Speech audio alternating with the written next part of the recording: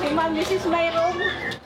I'm Sanilyn Rofia, 40 years old, survivor of Yolanda. Webes pa lang, so Friday manan ko an Yolanda.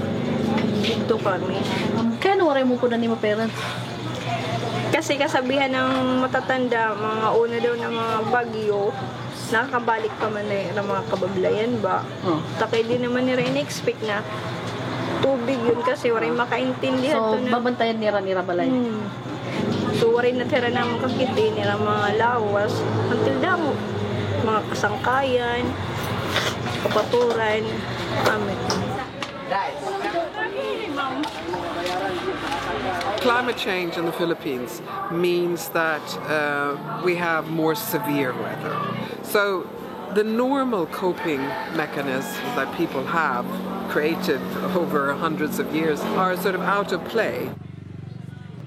Le changement climatique, pour les Philippins, c'est quelque chose de très concret. C'est vrai qu'aujourd'hui, on parle beaucoup, notamment en France, de la conférence de Paris, COP21, qui va s'ouvrir au mois de novembre. Et puis, ça peut paraître pour tout un chacun, et y compris pour nous, le public français, quelque chose d'assez abstrait. Et aujourd'hui, la visite que je fais aux Philippines me fait dire que c'est quelque chose de très concret. Les Philippins, ils voient très très bien ce à quoi correspond le changement climatique.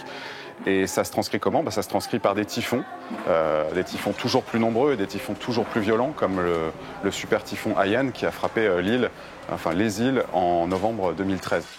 During Yolanda, na warayan kami balay, kay nakuan tapos anamon fields nakuan gihapon na affected tapos mga 1 month waray kami klase tapos pag resume ng klase kumadto ako school tapos bisan good waray kuryente nasulod laghap ako kay may naman laghap proper na pagtutdo bisan buti ay la nagtutudlo laghap kami para mapadayon ang mga lesson depende lahi mo kung masulod ka or dire tapos nanguhuli kami 3 or 4 kay wala man kuryente papauli kami lalo ng teachers. La plupart des incidents climatiques touchent en majorité les enfants. Ça veut dire que pour nous, à l'UNICEF, il y a un cas très spécifique à traiter qui est comment est-ce qu'on aide en priorité les enfants dans le cadre de ces incidents climatiques de plus en plus nombreux. Donc aux Philippines, par exemple, ça veut dire que dans les plans de réponse aux catastrophes, donc par exemple aux cyclones, on va inclure les enfants en priorité, on va s'assurer que leurs besoins sont bien couverts, on va essayer de s'assurer que l'école peut être remise en marche très rapidement, que les enfants qui ont été blessés peuvent être soignés très vite, et puis surtout qu'on ne les oublie pas derrière et qu'il y ait bien un plan qui prenne en charge tous les enfants en cas d'évacuation rapide parce qu'il y a un cyclone ou une inondation par exemple. At this point, I think climate change is really the most difficult challenge that we stand before, and children and young people really need to know how to prepare themselves, how to survive, and also help their communities be prepared for the climate change effects that are going to be more and more severe over the years in the Philippines. DRR ang itong pag-iban mga disaster or pag-limit or disaster risk reduction ng mga nahihinabuhaton. So at aton country kasi prone kita ha mga calamities or disaster as siya may DRR para ma-reduce ang mga disaster na nahihinabuhaton or calamities. We as a youth are part in making decisions or plans through the different activities. Gusto ko bumulig ang disaster risk reduction para gihap matutduan ang iba ko na as student na maka-disseminate information paano maging prepared ha mga disaster or calamities. Thank you and mabuhay.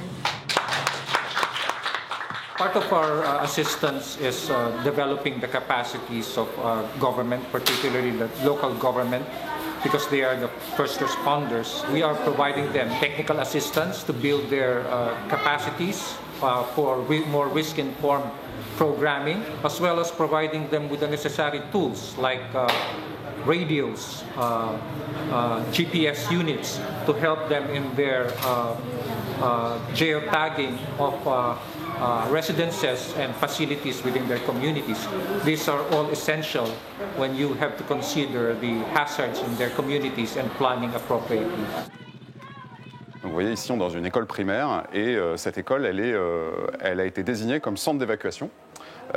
Donc ça veut dire qu'ici, les équipes de l'UNICEF et de la municipalité de Alang Alang ont préparé les conditions pour évacuer les populations en cas de nouveaux typhons. Donc il y a des exercices, on en a assisté à un très réussi d'ailleurs il y a quelques minutes. Il y a des exercices réguliers avec les populations d'évacuation où on va expliquer par quel chemin prendre pour éviter de se prendre un arbre ou un toit, etc. Des choses très pratiques. C'est vrai que le changement climatique, c'est ça pour ces gens-là. C'est comment est-ce que je fais pour survivre dans un contexte où les incidents climatiques sont de plus en plus forts et de plus en plus violents.